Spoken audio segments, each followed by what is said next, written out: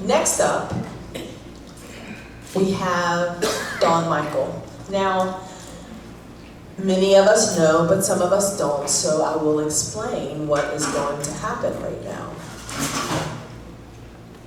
Every district and every Toastmasters district has an opportunity to put on speech contests. There is one and only one contest that goes to the international stage. That is the International Speech Contest.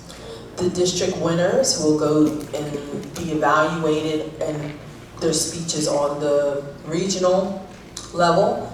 And then after they are chosen from the quarterfinals, they move to the semifinals. The semifinals take place on the international stage, Anaheim, California, 2024. We could have a champion. I don't know if you've seen a world champion ever. Once they win this contest, they are never allowed to compete again, ever in life. So they spend the rest of their time doing what they'd like to do, but also giving back to Toastmasters by visiting districts and talking about their experiences and getting us to understand what this journey is about for them, or was about for them. We have on the table these little sheets of paper, not my little sheet of paper, but these little sheets of paper, and I do believe Dawn also put those in the chat. He would like some feedback on his presentation, so if you could please grab that piece of paper now, and on the chat, if you could please download that and have that ready to share some information. This guy's prepared. So, we are going to welcome him as if he were entering the stage of the International Speech Contest. So maybe I should stand kind of like him.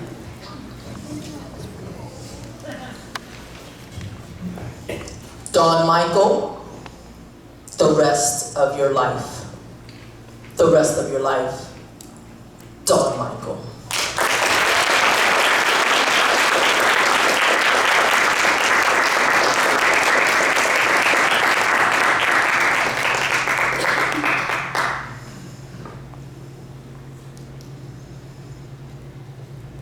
I celebrated a monumental birthday earlier this year. And as you can probably guess from my gray and receding hairline, it wasn't my 21st. Or even my 40th. I am proud to announce that I am now a card-carrying member of AARP. Now, for Toastmasters in other parts of the world outside the US, you may not understand what AARP stands for.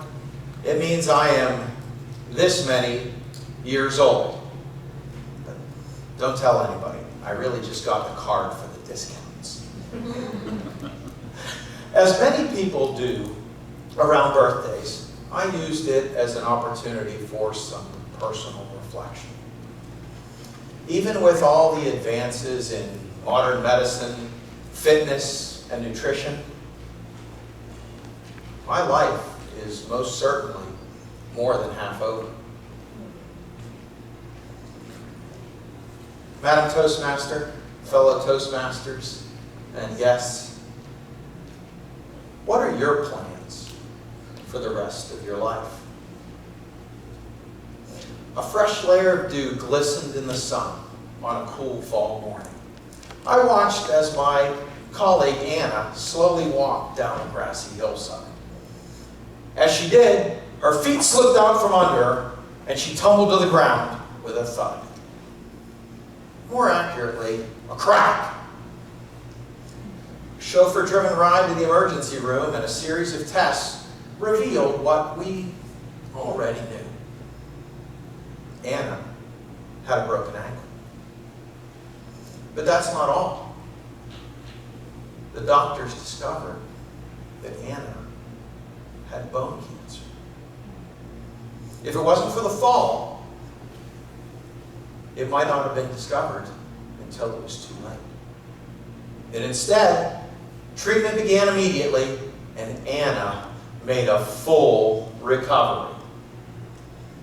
Now, Anna was always the first person to volunteer for our company's annual Day of Caring event. She inspired me to do the same right alongside her. Anna's selfless desire to help others gave her the greatest gift in return: the rest of her life. Now, daily conversations at the office coffee pot changed when my friend Dave took a job in a different department. Now, we exchanged phone calls and emails with promises to get together for lunch or a beer after work. Both of us agreed we were long overdue to catch up. Finally, we found ourselves in the same room together. Do you remember those pickup softball games with the foreign interns?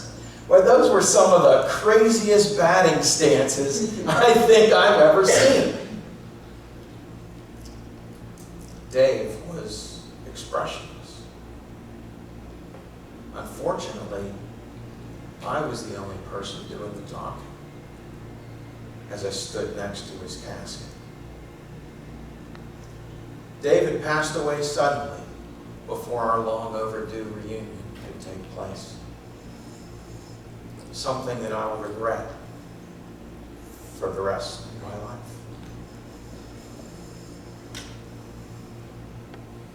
Now, as many of my friends know, I am a huge sports fan.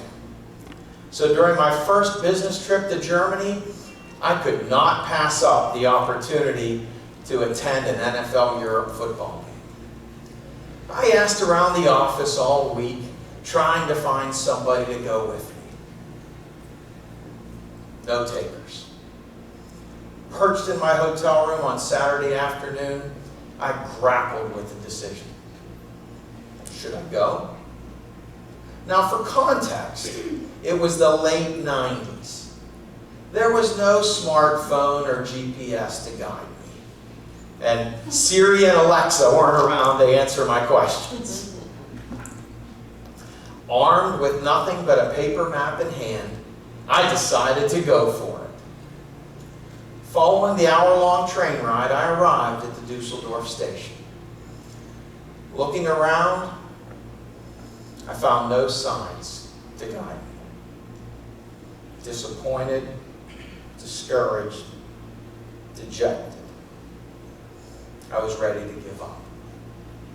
But then, across the terminal, I saw a wondrous sight: a Buffalo Bills jersey and a San Francisco 49ers jersey. Do either of you speak English? Are you going to the Rhine-Fire game? Can I go with you? Yes. Yes. Jawohl! During the 20-minute subway ride, I got acquainted with my new friends, Helmut and Jürgen. We are season ticket holders for the Frankfurt Galaxy. When we go to their games, we drive our cars, so we must be careful.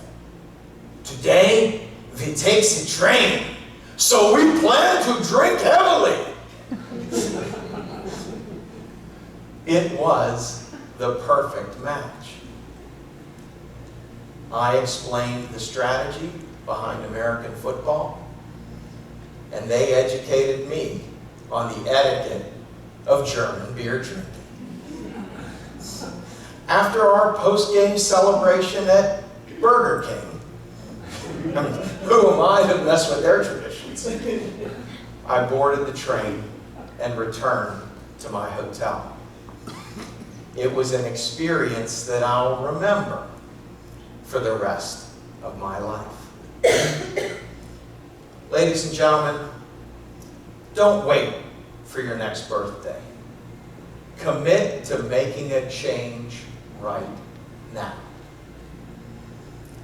Help others. Cherish friendships. Take chances. Pledge to make the rest of your life the best of your life. Madam Toastmaster.